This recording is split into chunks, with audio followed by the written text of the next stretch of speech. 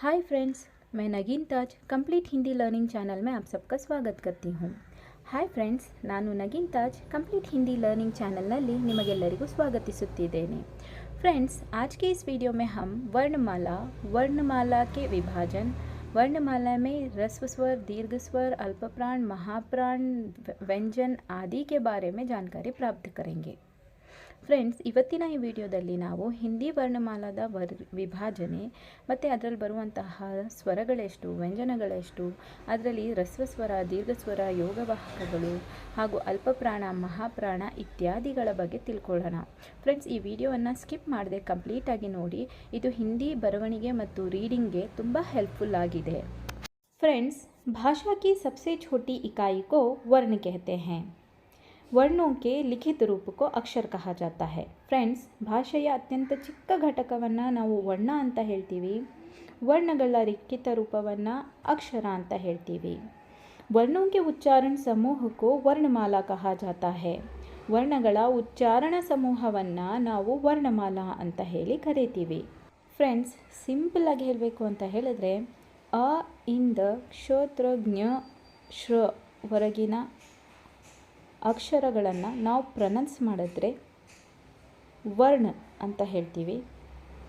ಅ ಇಂದ ಕ್ಷೋತ್ರಜ್ಞವರೆಗಿನ ಎಲ್ಲ ಅಕ್ಷರಗಳ ಸಮೂಹವನ್ನು ವರ್ಣಮಾಲಾ ಅಂತ ಹೇಳ್ತೀವಿ।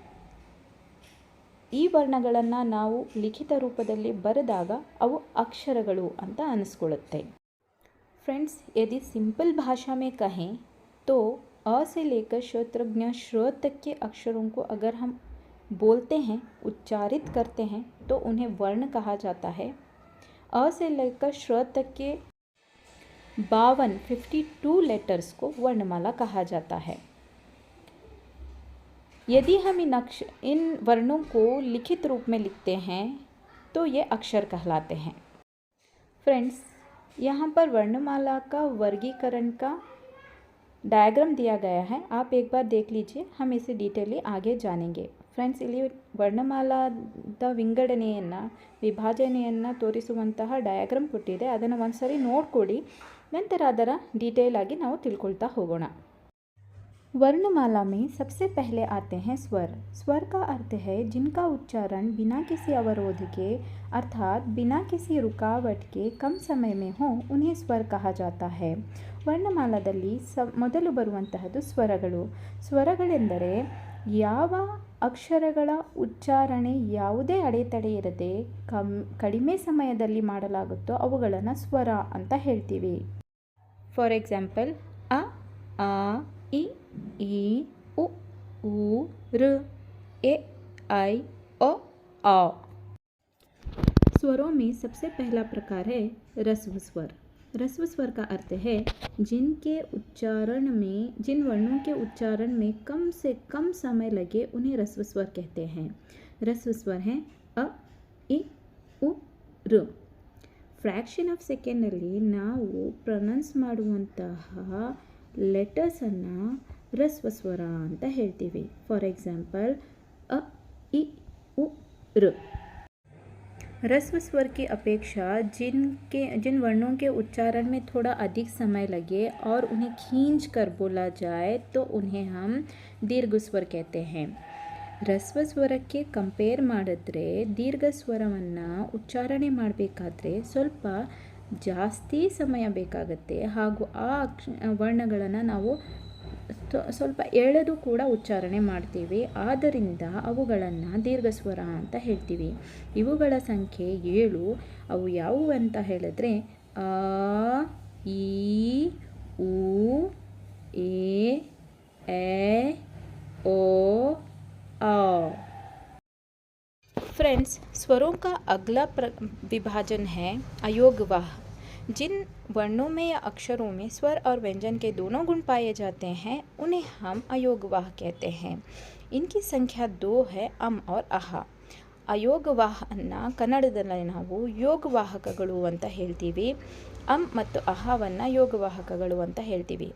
ಯೋಗವಾಹಕಗಳು ಅಂತ ಹೇಳಿದ್ರೆ ಯಾವ ವರ್ಣಗಳಲ್ಲಿ ಅಥವಾ ಅಕ್ಷರಗಳಲ್ಲಿ ಸ್ವರ ಮತ್ತು ವ್ಯಂಜನಗಳೆರಡರ ಗುಣಗಳನ್ನು ನಾವು ನೋಡಲಿಕ್ಕೆ ಸಾಧ್ಯವಿದೆಯೋ ಅವುಗಳನ್ನು ನಾವು ಕನ್ನಡದಲ್ಲಿ ಯೋಗವಾಹಕಗಳು ಅಂತ ಹೇಳಿದ್ರೆ ಹಿಂದಿಯಲ್ಲಿ ಅಯೋಗವಾಹ ಅಂತ ಹೇಳ್ತೀವಿ।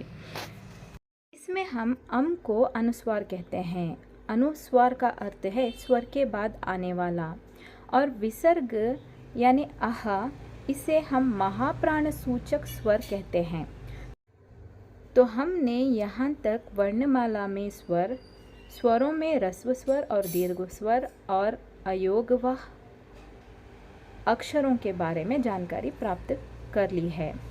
ಫ್ರೆಂಡ್ಸ್, ನಾವು ಇಲ್ಲಿವರೆಗೆ ಈ ವಿಡಿಯೋದಲ್ಲಿ ವರ್ಣಮಾಲಾದಲ್ಲಿ ಬರುವಂತಹ ಸ್ವರಗಳು, ಸ್ವರದಲ್ಲಿ ಹ್ರಸ್ವ ಸ್ವರ, ದೀರ್ಘ ಸ್ವರ, ಅಯೋಗವಾಹಕಗಳು ಯಾವುವು, ಅದರ ಸಂಖ್ಯೆ ಎಷ್ಟು ಮತ್ತು ಅದರ ಅರ್ಥ ಏನು ಅನ್ನೋದನ್ನು ಕೂಡ ನಾವು ತಿಳ್ಕೊಂಡಿದ್ದೀವಿ। वर्णमाला में स्वरों के बाद व्यंजन आते हैं। व्यंजन में स्पर्श व्यंजन, अंतस्थ व्यंजन, ऊष्म व्यंजन प्रमुख प्रकार हैं। इसके अलावा आगत व्यंजन और संयुक्ताक्षर इतने प्रकार देखे जाते हैं। ಫ್ರೆಂಡ್ಸ್, ವರ್ಣಮಾಲಾದಲ್ಲಿ ಸ್ವರಗಳ ನಂತರ ಬರುವಂತಹದ್ದು ವ್ಯಂಜನಗಳು। ವ್ಯಂಜನಗಳಲ್ಲಿ ಸ್ಪರ್ಶ ವ್ಯಂಜನ್, ಅಂತಸ್ಥ ವ್ಯಂಜನ್, ಊಷ್ಮ ವ್ಯಂಜನ್ ಪ್ರಮುಖ ಪ್ರಕಾರ। ಅವುಗಳಲ್ಲದೆ ಆಗತ ವ್ಯಂಜನ್ ಮತ್ತು ಸಂಯುಕ್ತಾಕ್ಷರಗಳನ್ನು ಕೂಡ ನಾವು ನೋಡಬಹುದು। तो फ्रेंड्स, अब हम सबसे पहले स्पर्श व्यंजन देखेंगे। क से लेकर म तक के अक्षरों को तथा ड और ढ इन द्विगुण व्यंजनों को स्पर्श व्यंजन कहा जाता है।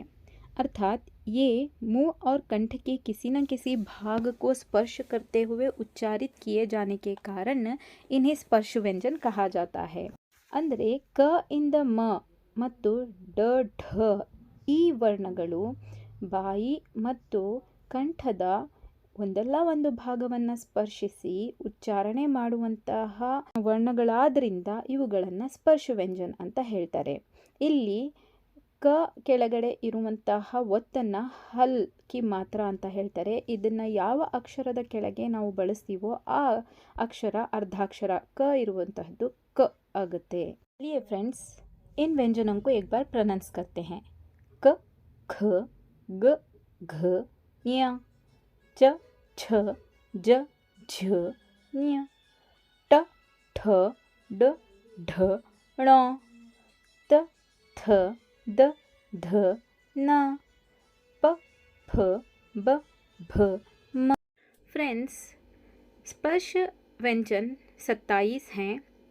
क, ख, ग, घ इन्हें उच्चारण स्थान के आधार पर कंठ ध्वनियाँ कहा जाता है। यदि आप अपने गले पर हाथ रखकर इसको प्रोनाउंस करेंगे तो आप समझ सकेंगे कि इन्हें कंठ ध्वनियाँ क्यों कहा जाता है। ಫ್ರೆಂಡ್ಸ್, ಕ, ಖ, ಗ, ಘ ಈ ಅಕ್ಷರಗಳನ್ನು ನಾವು ಕಂಠ ಧ್ವನಿಯ ಅಂತ ಹೇಳ್ತೀವಿ। ನೀವು ನಿಮ್ಮ ಥ್ರೋಟ್ ಮೇಲೆ ಕೈಯನ್ನು ಇಟ್ಟು ಪ್ರೊನೌನ್ಸ್ ಮಾಡಿದ್ರೆ ವೈಬ್ರೇಷನನ್ನು ಫೀಲ್ ಮಾಡ್ತೀರಾ, ಆದ್ದರಿಂದ ಇದನ್ನು ಕಂಠ ಧ್ವನಿಗಳು ಅಂತ ಹೇಳ್ತಾರೆ। फ्रेंड्स, नेक्स्ट च, छ, ज, झ इन ध्वनियों को तालव्य ध्वनियाँ कहते हैं, क्योंकि इनका उच्चारण स्थान दांतों का पीछे का स्थान होता है, जिसे हम तालु कहते हैं। फ्रेंड्स, च, छ, ज, झ ಈ ವರ್ಣಗಳು ಹಲ್ಲಿನ ಹಿಂದಿನ ಗಟ್ಟಿಯಾದ ಭಾಗವನ್ನು ಸ್ಪರ್ಶಿಸಿ ಉಚ್ಚಾರಣೆಯಾಗುವುದರಿಂದ ಇದನ್ನು ತಾಲವ್ಯ ಧ್ವನಿಯ ಅಂತ ಹೇಳ್ತೀವಿ। फ्रेंड्स, ट, ठ, ड, ढ इन्हें हम मूर्धन्य ध्वनियाँ कहते हैं। अर्थात जब हम इनका उच्चारण करते हैं तो हमारे मुंह के मूर्धा भाग से इसका उच्चारण होता है, स्पर्श होता है, इसीलिए इन्हें मूर्धन्य ध्वनियाँ कहते हैं। फ्रेंड्स, ಈ ಟವರ್ಗವನ್ನು ಉಚ್ಚಾರಣೆ ಮಾಡಬೇಕಾದ್ರೆ ಬಾಯಿ ಒಳಗಿನ ಮೂರ್ಧ ಅನ್ನೋ ಭಾಗವನ್ನು ಸ್ಪರ್ಶಿಸಿ ಉಚ್ಚಾರಣೆಯಾಗುವುದರಿಂದ ಇದನ್ನು ಮೂರ್ಧನ್ಯ ಧ್ವನಿಯ ಅಂತ ಹೇಳ್ತೀವಿ। फ्रेंड्स, त, थ, द, ध इन वर्णों को दंत ध्वनियाँ कहा जाता है, क्योंकि इनका उच्चारण दांतों के स्पर्श से होता है। फ्रेंड्स, त वर्गದ ತ, ಥ, ದ, ಧ ಈ ವರ್ಣಗಳ ಉಚ್ಚಾರಣೆ ಹಲ್ಲನ್ನು ಸ್ಪರ್ಶಿಸಿ ಮಾಡೋದ್ರಿಂದ ನಾವಿದನ್ನು ದಂತ ಧ್ವನಿಯ ಅಂತ ಕರಿತೀವಿ। फ्रेंड्स, पवर्ग की प, फ, ब, भ इन ध्वनियों को हम ओष्ठ ध्वनियाँ कहते हैं। जब हम इनका उच्चारण करते हैं तो हमारे ओष्ठ एक दूसरे से स्पर्श करते हैं, इसीलिए इन्हें ओष्ठ ध्वनियाँ कहते हैं। फ्रेंड्स, ಪ, ಫ, ಬ, ಭ ಈ ವರ್ಣಗಳನ್ನು ನಾವು ಓಷ್ಠ ಧ್ವನಿಗಳು ಅಂತ ಕರಿತೇವೆ। ಯಾಕಂತ ಹೇಳಿದ್ರೆ ಇವುಗಳ ಉಚ್ಚಾರಣೆ ಮಾಡಬೇಕಾದ್ರೆ ನಮ್ಮ ಲಿಪ್ಸ್ ಸ್ಪರ್ಶ ಆಗಿ ಇವುಗಳ ಉಚ್ಚಾರಣೆ ಆಗುತ್ತೆ. फ्रेंड्स, क च ट त प और ग ज ड द ब इन व्यंजनों को अल्प प्राण कहा जाता है. अल्प प्राण का अर्थ है जिन व्यंजनों के उच्चारण में कम प्राणवायु का ಪ್ರಯೋಗ ಹೋ ಉನ್ನೇ ಅಲ್ಪ ಪ್ರಾಣ कहते हैं. ಅಂದರೆ ಯಾವ ವ್ಯಂಜನಗಳನ್ನು ಉಚ್ಚಾರಣೆ ಮಾಡಬೇಕಾದ್ರೆ ನಾವು ಕಡಿಮೆ ಬ್ರೀತ್ ಅನ್ನು ಯೂಸ್ ಮಾಡ್ತೀವಿ ಅದನ್ನು ಅಲ್ಪ ಪ್ರಾಣ ಅಂತ ಹೇಳ್ತೀವಿ. ಕ ಮತ್ತು ಗ ವರ್ಗದ ಧ್ವನಿಗಳು ಇದರಲ್ಲಿ ಬರುತ್ತೆ. ಖ ಛ ಠ ಥ ಫ और घ झ ढ ध भ इन वर्णों को या व्यंजनों को हम महाप्राण कहते हैं क्योंकि इनके उच्चारण में थोड़ा अधिक प्राणवायु का प्रयोग होता है. ಈ ಖ ಛ ಠ ಥ ಪ ಮತ್ತು ಘ ಜ ಢ ಧ ಭ ಈ ವ್ಯಂಜನಗಳ ಉಚ್ಚಾರಣೆ ಮಾಡಬೇಕಾದ್ರೆ ಹೆಚ್ಚಿನ ಒಂದು ಪ್ರಾಣವಾಯುವನ್ನು ಬಳಸ್ತೇವೆ. ಆದ್ದರಿಂದ ಇವುಗಳನ್ನು ಮಹಾಪ್ರಾಣ ಅಂತ ಹೇಳ್ತೀವಿ. ಫೋರ್ತ್ ಮತ್ತು ಸೆಕೆಂಡ್ ವರ್ಗದ ವರ್ಣಗಳು ಅಥವಾ ವ್ಯಂಜನಗಳು ಇದರಲ್ಲಿ ಬರುತ್ತೆ. अगला वर्ग है ञ ज्ञ ण न म. इन्हें अनुनासिक ध्वनियाँ कहते हैं. अनु का अर्थ है द्वारा, नासिक का अर्थ है नाक. नाक के द्वारा उच्चारित होने वाले व्यंजनों को अनुनासिक कहते हैं. अनु ಅಂದರೆ ಮೂಲಕ, ನಾಸಿಕ್ ಅಂದರೆ ಮೂಗು. ಮೂಗಿನ ಮೂಲಕ ಉಚ್ಚಾರಣೆಯಾಗುವಂತಹ ವ್ಯಂಜನಗಳನ್ನು ನಾವು ಅನುನಾಸಿಕ್ ಅಂತ ಹೇಳ್ತೇವೆ. ಸೊ 5ನೇ ವರ್ಗದ ಧ್ವನಿಗಳು ಇದರಲ್ಲಿ ಬರುತ್ತೆ. नेक्स्ट है अंतस्थ व्यंजन य र ल व. इन 4 व्यंजनों को अंतस्थ व्यंजन कहते हैं. जब हम इनको उच्चारण करते हैं तब हमारी सांस मुंह के भीतर ही रहती है, इसीलिए इन्हें अंतस्थ व्यंजन कहा जाता है.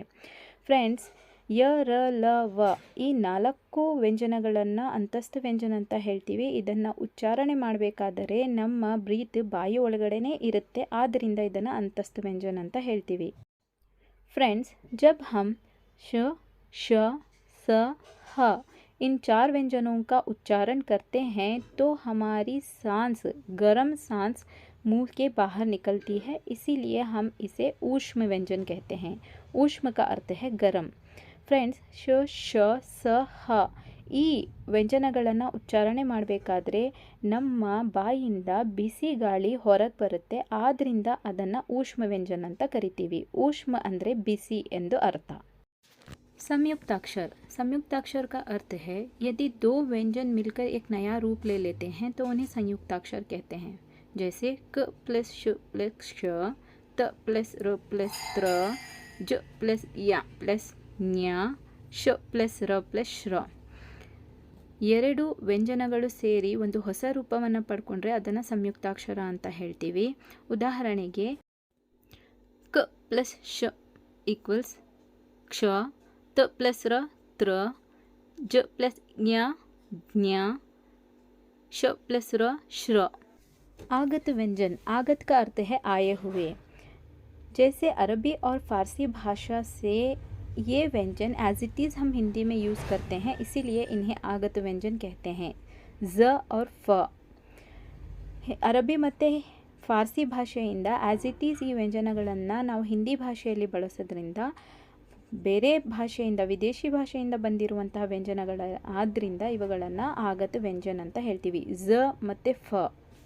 फ्रेंड्स, इस वीडियो में मैंने वर्णमाला का संपूर्ण एक्सप्लेनेशन देने की कोशिश की है. आई होप ये वीडियो आपके लिए हेल्पफुल रहेगा. प्लीज़ विदाउट स्किप किए आप इस वीडियो को कम्प्लीटली देखें और चैनल को सब्सक्राइब करें, लाइक करें और शेयर करें. ಫ್ರೆಂಡ್ಸ್, ಈ ವಿಡಿಯೋನ ಕಂಪ್ಲೀಟಾಗಿ ಸ್ಕಿಪ್ ಮಾಡದೆ ನೋಡಿ. ಇದರಲ್ಲಿ ವರ್ಣಮಾಲಾಗೆ ರಿಲೇಟೆಡ್ ಆಗಿ ಕಂಪ್ಲೀಟ್ ಎಕ್ಸ್ಪ್ಲನೇಷನ್ ಇದೆ.